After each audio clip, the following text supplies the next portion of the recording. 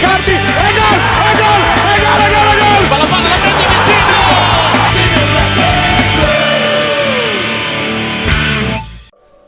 Yo, what's up guys? Welcome back to Sempreinter TV. Here to review our 3-1 win against Frosinone Culone. Let's go!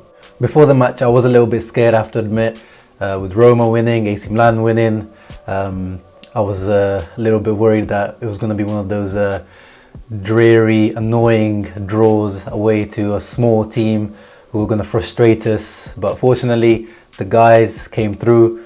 Very professional performance, but obviously we don't like making things too easy, so around the 60th 70th minute mark things got a little bit shaky. We conceded a goal and yeah, it looked like Frosinone might even be able to equalise, but fortunately in the last few minutes we scored a goal on the counter. I've got no guests with me today, so it's just me, but I've got loads of questions from you guys. Thank you to everyone who sent them in. I'll be going through those just after we do the player ratings, which are usually given out as always by Sunit at Sempreinter.com. Starting off in goal, obviously Capitano Handanovic had a very quiet match, hardly anything to do apart from the goal that we conceded. The ball was hit through De Vrij's legs out from outside the box, and Handa's hand looked like it was a little bit weak and the shot went past him. He looked very disappointed. I was disappointed, to be honest. I don't really want to blame him too much for that goal because it did come through De Vrij's legs, and those shots are always very difficult for the keepers, but he could have done better, so 5.5 is the right rating, I think. The right D'Ambrosio with a 6.5. yeah, he was really good attacking today, which is usually his downfall. His cross, of course, for the goal, an assist, and then he had another great cross which someone should have made more of after he nutmegged their left back. De Vrij 6.5, I agree. He was the shakier of the two centre backs. He had a couple of misplaced touches and passes, and he could have gone out a bit quicker on the shot that led to the goal. Next to him, Skriniar, pretty much faultless performance from him. At left back, Asamoah was given a 5.5. I would have given him maybe a 6. He did have a few misplaced passes, but he's the only one that kind of takes those risks from defense. You know, you can see that he's normally plays as a midfielder. You know, was given a 7 once again. I think last week he was given another 7 by Sunit, so I don't know what's going on here. Consistency from Vecino, a goal. Damn. In attacking mid position we had Raja Nainggolan, for me was the man of the match. And I was watching the Italian stream on Sky Calcio, and they gave him the man of the match as well. Yeah, it was an all-action display from him. Took his goal really well. Very combative, went for all the 50-50s. Some of his passing was actually quite poor today, but he made up for it with his covering runs and the whole energy that he brought to the midfield. So hoping to see more from him. Politano given a 5, which I thought that was a bit harsh. Yes, his final products needs to improve if he wants to make sure that we redeem him in the summer. Gets in great positions, but he just doesn't have that finish or the final assist. And on the left, Perisic, who got a goal today, but apart from that, not much else. His crossing was a bit off, but of course he always provides a great defensive contribution. And finally, Cardi up front, given a 6. I agree. Had some decent hold up play in the second half, not much involvement in the first half, and then decent assist for the final goal for Vecino. Apart from that, not much too much involvement. Doesn't look fully fit yet. Substitutes, Keita came on for Perisic around the 70th minute mark. Made a decent impact, had a few bad touches as he has often, but good impact overall, and I hope to see him start against Roma next match, because his last great performance against Roma is probably his best match for Inter. And then Gagliardini was also brought for Boha, and he solidified the midfield and won the header which led to the final third goal that we scored. Overall, it was a decent performance, really. I mean, we had 71% possession, which shows you, we just completely dominated the game in terms of possession, but we didn't really create too much with the ball. Only 5 shots on target out of 18, which is really poor. And somehow we're still third. I mean, the Serie A have been really trash this season. Like, we have 8 losses this season and we've only scored around 50 goals. A team with those kind of stats shouldn't be third, but everyone else, the whole competition has been so bad this year. Everyone's been flopping, and yeah, somehow we're still third. I'll take it. Anyway, let's move on to your questions that you sent in on Twitter. Thank you everyone to send them. Oh my guys are ballers. Oh my guys are ballers. So let's start off with my Irish brother Paul, who asks, what transfers need to be made in the summer? I think a revamp of the midfield is needed, striker, and well, defense is sorted. Overall, ugly 3 points, one to forget. Yeah, spot on there, Paul. Ugly 3 points, but 3 points is 3 points, and we remain third. So I gave this a little bit of thought. I mean, everyone knows, I think, that the department that needs the most revamping is, our midfield. I think the one guy to keep in this midfield from this last few years is Brozovic, who's been reinvented in that regista position. But next to him is the position where we need to strengthen, and it has to be strengthening in terms of getting someone of near world class or world class level.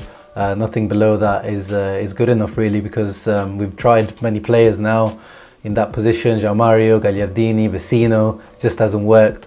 The players that we've been recently linked with, like Rakitic and Gundogan, those are that's the level that we should be aiming for. Those guys that will raise the level of the midfield next to Brozovic, not just name-wise, but technically they will elevate the game. And of course, our wing position, if Spalletti is going to stay, we do still need top quality wingers. Politano, I think, should be redeemed in the summer. The 20 million redemption price is a good price for him, but there should be someone ahead of him in that starting role. And for me, that guy needs to be Nicolas Pepe from Lille in the Ligue 1. That guy for me is one of the best talents out there at the moment. Peach of a left foot, pace, dribbling, and I think he's a real deal. Unlike the other players that we've been linked with, like Steven Bergwijn from PSV, who I think is pretty much a pace merchant who would only be good on the counter. We need players that are comfortable on the ball when teams in the Serie A will be sitting, balls deep, parking the bus against us. We need players that can create things out of nowhere, but also provide that goal threat and that final ball. I mean, Nicolas Pepe has 19 goals and 11 assists in the Ligue 1 this season. I know it's the Ligue 1, but still, that is, for a winger, those are great statistics. Obviously, it's only his first big season. Let's see what he does, but I want Inter to try everything to get this guy. The second tweet we're looking at is from my Albanian fratello Arbi. Thank you, Arbi. He says, Keita is not worth the 40 million redemption price. Gagliardini needs to start against Roma. Lautaro needs to start against Roma. Overall, today was a solid but shaky performance. Yeah, Arbi, spot on as always. Keita, the redemption price, I believe, is 34 million euros. At this moment, is looking peak for him. He's had injuries, and Perisic has been preferred to him mostly, even when he was fit. Yeah, against Roma, I want to see Lautaro start. Gagliardini, yes, I think he deserves to be given a chance, because he has played well recently, especially the derby, and he wasn't too bad against Atalanta. And yeah, Vecino has been given enough chances this season. We would all like to see Gagliardini being given more of a run in the team. Next question coming in from Edward MK.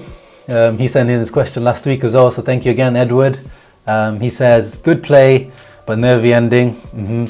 Spalletti should use two up top versus Roma, who failed to keep clean sheets. Yeah, that's an interesting thought, actually. Roma have conceded almost 20 goals more than us, actually, this season. That's an outrageous amount of goals to concede. And you can see why, with the likes of Fazio, Juan Jesus, Florenzi and Olsen in goal. That's a shambles of a defence. And yeah, I don't see why not try the Lautaro-Icardi partnership. We hardly got to see it this season. Final question coming in from Mr. Pleasant26, who just says Icardi Perisic penalty situation. Yeah, that was a little interesting situation there when Inter won the penalty. We all know Icardi is the designated penalty taker, ice cool usually. But I saw Perisic going up straight to Icardi as soon as we won the penalty, saying something to him, and clearly he was saying, give me the penalty, bro. And yeah, Icardi seems like he was happy to give it to him, and he scored, and then they hugged. It seems like they've put their beef past them, which is good to see. I mean, if we look at other famous rifts between teammates, the one that comes to mind is the Andy Cole, Teddy Sheringham at Man United, who were famously used to hate each other, and they were strike partners, and they seem to, you know, put all those differences aside and create one of the best partnership in Man United's history. So I don't see why professionals should be hindered by any of these situations these days. And so let's look ahead to the next game, which is against Roma at the San Siro. Big match, of course, to decide this Champions League race. One of our Sempreinter boys, Cami Anderson, who's a guest on the show sometimes, he will be at the San Siro actually. So I'm hoping to get some footage from him from the San Siro. But looking at Roma's form, I am quite confident going into that match. Yes, they do come from 2 straight wins, but they've both been unconvincing 1-0 wins, both of those. And then before that, they drew to Fiorentina 2-2. And then they had the big loss against Napoli 4-1. Smashed really. And then they also lost to Spal. So it's been a shaky time since Claudio Ranieri has come in after Eusebio Di Francesco was fired.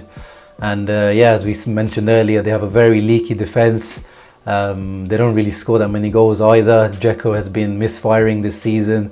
He's been linked with us. I don't want him to come to Inter now. He's way past his prime. Yeah, so my prediction for that match is a 2-1 win. I would like to hear your predictions for that match. What do you think? Am I being too overconfident, or am I about right?